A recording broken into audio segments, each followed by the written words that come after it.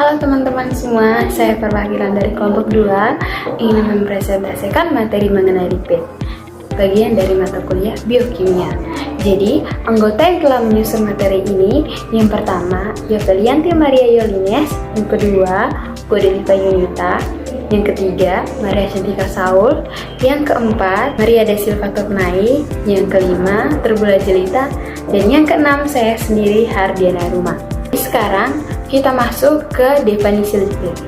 Jadi, secara umum, lipid didefinisikan sebagai senyawa organik yang tidak larut dalam air, tetapi ia dapat larut dalam pelarut nonpolar seperti ether, kloroform, atau benzena.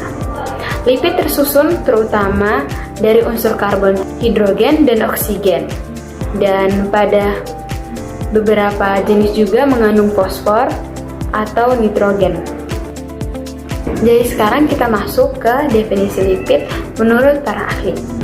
Definisi lipid menurut para ahli juga diperkuat oleh berbagai ahli biokimia.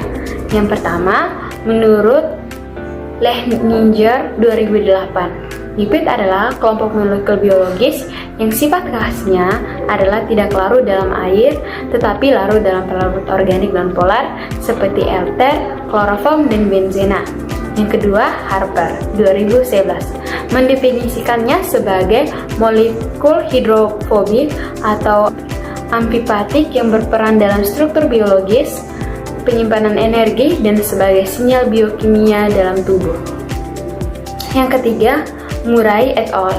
2012 menyatakan bahwa lipid merupakan senyawa organik yang mengandung karbon, hidrogen, dan oksigen yang proporsi oksigennya lebih rendah dibanding dari karbohidrat, sehingga menghasilkan energi per gram yang lebih tinggi.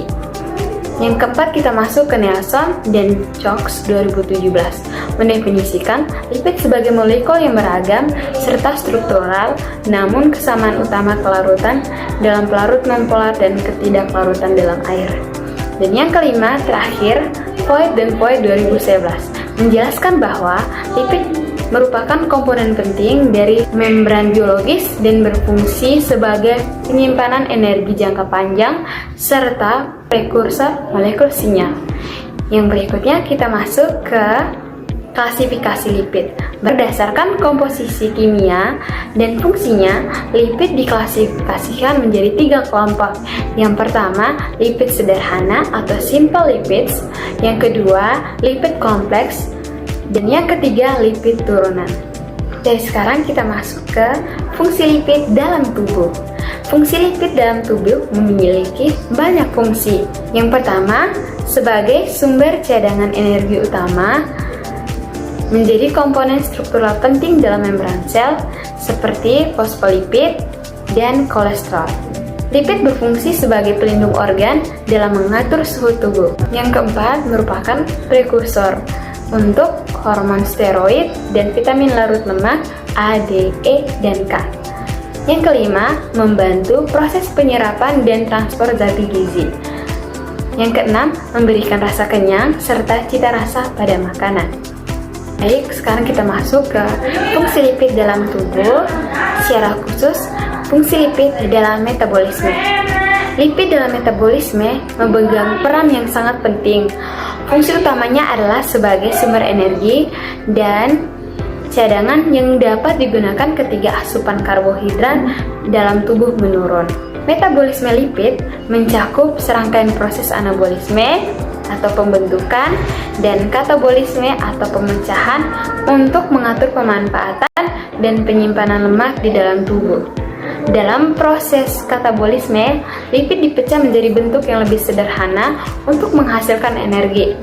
Contohnya, trigliserida dihidrolisis menjadi asam lemak dan gliserol.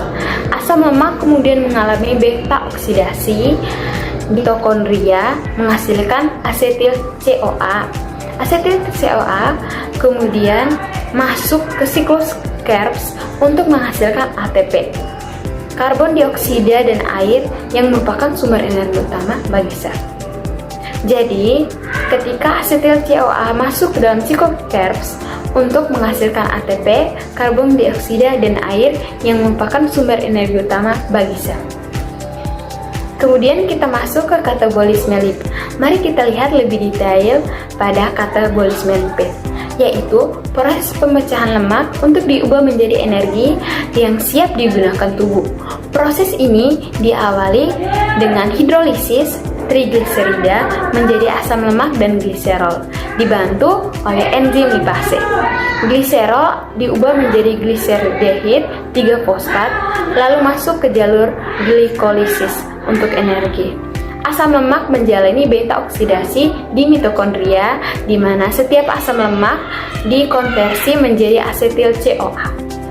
Kemudian kita masuk ke anabolisme lipid. Selanjutnya adalah anabolisme lipid, yaitu proses sintesis atau pembentukan lemak baru dari molekul-molekul yang sederhana. Proses ini berfungsi untuk menyimpan kelebihan energi dalam bentuk lemak dan terjadi terutama di hati, jaringan adiposa, serta kelenjar susu.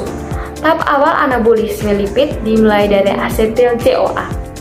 Melalui serangkaian reaksi enzimatik, asetil CoA diubah menjadi asam lemak. Reaksi ini memerlukan ATP, NADPH, dan enzim asetil CoA, karboksilase, serta sintase asam lemak. Berikutnya kita masuk ke anabolisme lipid. Pada proses anabolisme lipid, tubuh melakukan sintesis atau pembentukan lipid baru dari molekul-molekul sederhana. Proses ini disebut dengan lipogenesis, yaitu pembentukan asam lemak dan trigliserida dari asetil CoA yang berasal dari kelebihan karbohidrat atau protein. Proses ini utamanya berlangsung di hati dan jaringan adiposa sebagai mekanisme penyimpanan energi jangka panjang. Dengan demikian, metabolisme lipid berperan krusial dalam menjaga keseimbangan energi tubuh, baik saat terjadi kelebihan maupun kekurangan sumber energi.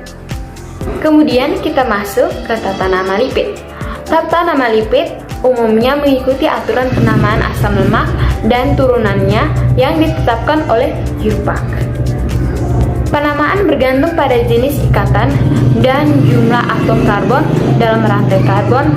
Mengingat lipid tersusun atas asam lemak dan alkohol, biasanya gliserol. Asam lemak dinamakan berdasarkan jumlah atom karbon dan jumlah ikatan rangkat yang dimilikinya. Asam lemak jenuh yang tidak memiliki ikatan rangkat diberi akhiran anoat. Contohnya adalah asam pelamitat C6H32O2 yang berasal dari asam lemak jenuh 16 karbon. Sementara itu, asam lemak tak jenuh memiliki ikatan rangkap yang diberi akhiran enoat. Contohnya adalah asam oleat.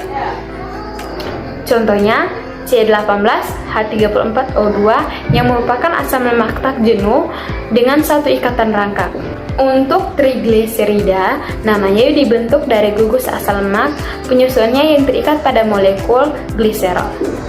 Jika ketiga gugus asam lemaknya sama, digunakan nama seperti tristearin yang merupakan trigliserida dari asam stearat. Namun jika gugus asam lemaknya berbeda, setiap asam lemak akan disebutkan satu persatu. Fosfolipid dan glikolipid dinamakan berdasarkan gugus tambahan yang melekat.